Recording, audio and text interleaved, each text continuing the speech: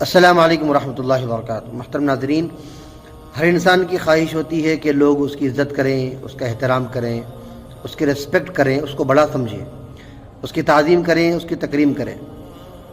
Simple سا formula ہے۔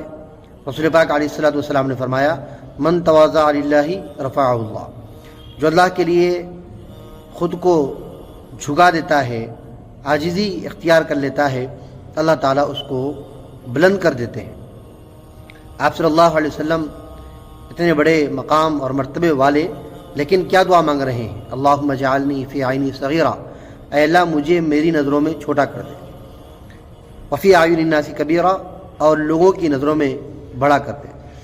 تو اس لیے جو انسان لوگوں کی نظروں میں بڑا بننا چاہتا ہے، اس کو خود کی نظروں میں چھوٹا ہونا پڑے گا۔ عاجزی، تواضع، انکساری انسان کو دوسروں کی نظروں میں بڑا کر دیتی ہے۔ اس کے برعکس خود کو بڑا سمجھنا، خود کو بہتر سمجھنا، خود کو اچھا سمجھنا، یہ شیطانی صفت ہے اور اللہ کی نظروں میں گرنے والا عمل ہے۔ اللہ تعالی ہم سب کو عاجزی انکساری کرنے والا بنائے، تکبر سے، خود پسندی سے اللہ ہم سب کی حفاظت فرمائے۔ السلام علیکم ورحمۃ اللہ وبرکاتہ۔